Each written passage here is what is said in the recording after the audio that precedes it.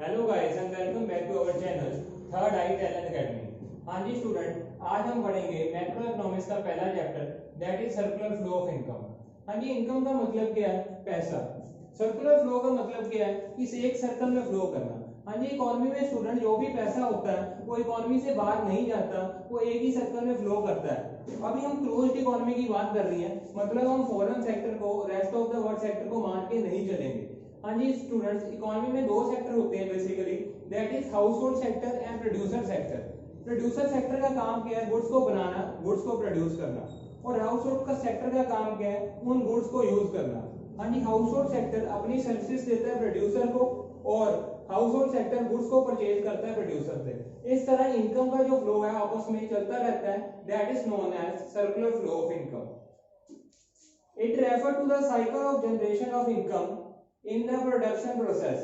हाँ जी, circular flow में क्या होता है? एक तरह का ये साइकिल है जहाँ पे सबसे पहले क्या होता है? प्रोडक्शन होती है।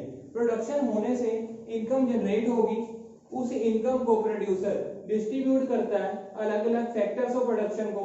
जैसे कि हमने बताया चार फैक्टर होते हैं प्रोडक्शन के: land, labour, capital and entrepreneur. कहने का मतलब जिन जिन पर्संस ने प्रोड्यूसर के पास काम किया है उन सभी को उनके पैसे दे देता है, और उसके बाद अल्टीमेटली क्या करते हैं? सभी फैक्टर्स को अपने अपने पैसे या इनकम मिल जाती है, तो वो इस इनकम से अलग अलग तरह की चीजों पे खर्चे करती है, मतलब एक्सपेंडिचर करती है। या तो वो गुड्स को परचेज करती है और या तो सर्विसेज को परचेज करती है। इस तरह इकोनॉमी का पैसा इकोनॉमी में ही सर्कुलेट होता रहता है, that is known as circular flow of income.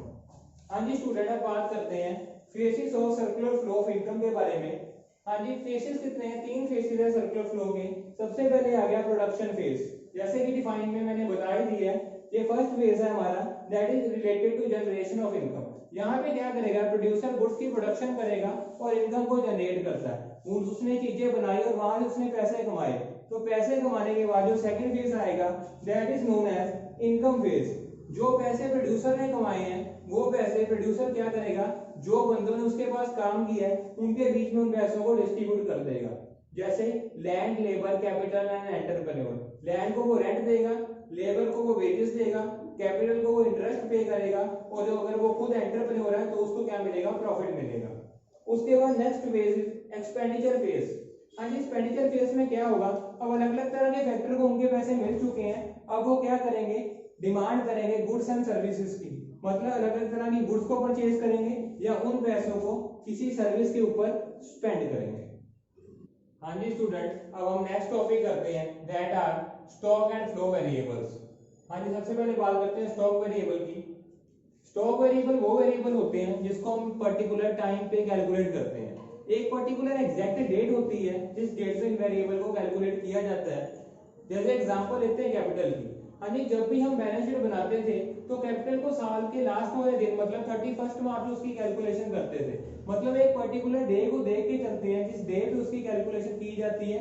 पूरे ईयर में क्या चेंजेस आए हैं उन सब चीजों को इग्नोर किया जाता है, और जिस दिन लास्ट दिन पे बैलेंस शीट प्रिपेयर की जाती है उस दिन देखा जाता है कि उसकी एक्चुअल वैल्यू कितनी आई है। मतलब यहाँ पे सारे टाइम डायमेंशन को इग्नोर करके सिर्फ एक पर्टिकुलर डेट को वैल्यू दी जाती है, that are known as stock variable. हाँ जी स्टूडेंट, अब बात करते हैं फ्लो वेरिएबल के बारे में। Flow variables are those variable which are measured over a particular period of time.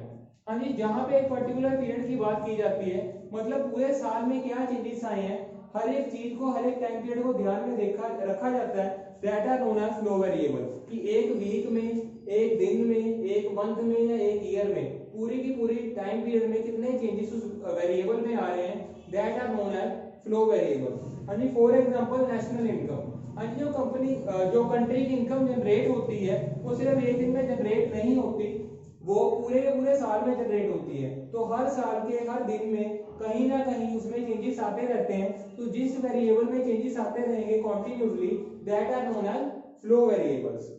जैसे यहाँ पे लिखा है फॉर द पीरियड। हाँ जी, हम क्या करते हैं? प्रॉफिट एंड लॉस अकाउंट बनाते हैं, चाहे हम साल के एंड में बनाते हैं, लेकिन पूरे साल में क्या चेंजेस आए हैं सारी की सारी आइटम्स में सबको कंसिडर करके चलते हैं। तो जहां पे हम पूरे टाइम पीरियड को कंसिडर करके चलेंगे कि उसमें क्या क्या चेंजेस आ रहे हैं मंथली या ईयरली, तो that are known as flow variable. और जिसको हम एक पर्टिकुलर डेट पे वैल्यू करेंगे, that are known as stock variable. हाँ जी, इसको क्लियर करने के लिए मैं आपको एक और एग्जांपल बताता हूँ। मान लो मेरे बैंक अकाउंट में 1 जनवरी 2020 को मेरे बैंक अकाउंट में 5 लाख रुपए हैं।